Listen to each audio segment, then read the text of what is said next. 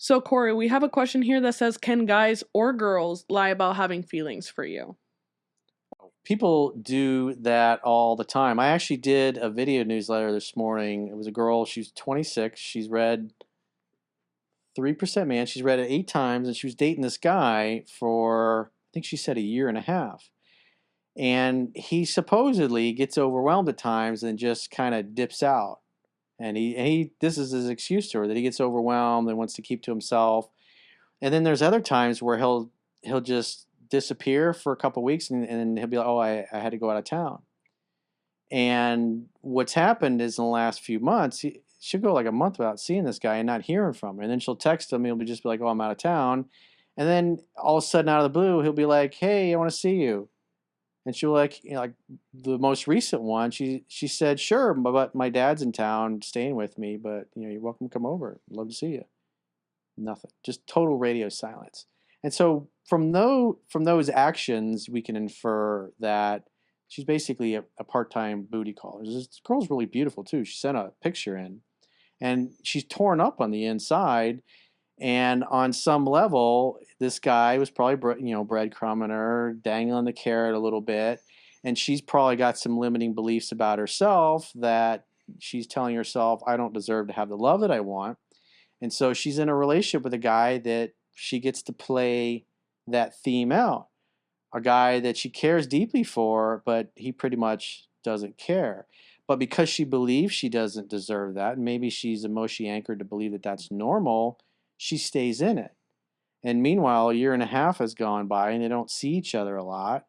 And she's in the prime of her life. She's 26 years old. She's beautiful. And yet her personal life is on hold for a guy that's never there.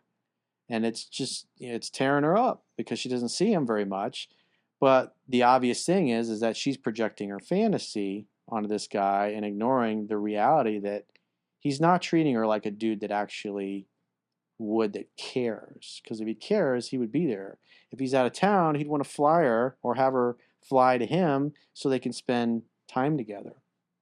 And so that's the reality, because we're going to act consistently with how we view ourselves to be.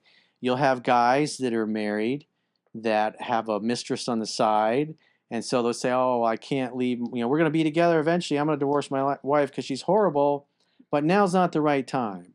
We got to sell the house first, or we got to wait till my kids go into 8th grade or 10th grade, or next year my kids finish school, they go off to college, then we can really spend time together." It's always something in the future.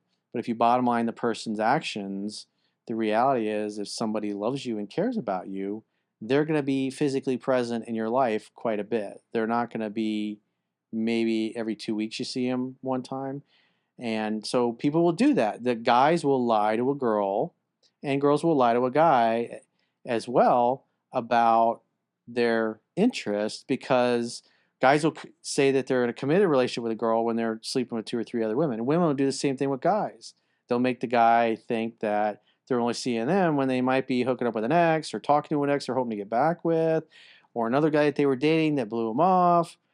And so that's why it's so important for all of us to look at the actions, because the actions tell us everything. If somebody cares, they will be there. And if they don't, they won't. The quickest way to get somebody else's attention is to remove yours. If you remove your attention from somebody and you don't get any attention back from them, well, that tells you where you stand. And then you should act accordingly.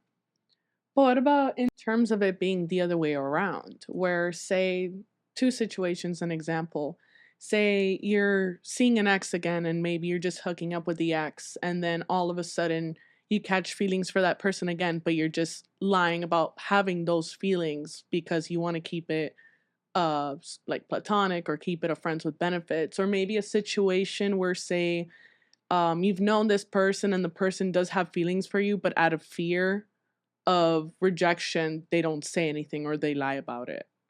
So well, I mean, little boys and little girls, when they have crushes on one another, what do they tend to do? They tend to act like they don't like the other person, right? They're mean to them. Like the girls are like, "He's so mean to me," but it's because they like each other.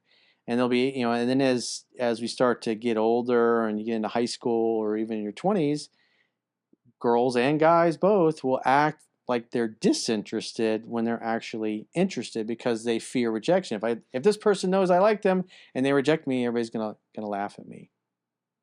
That kind of thing. So it happens on all sides. That's why it's so important that you gotta look and see how is the other person actually showing up.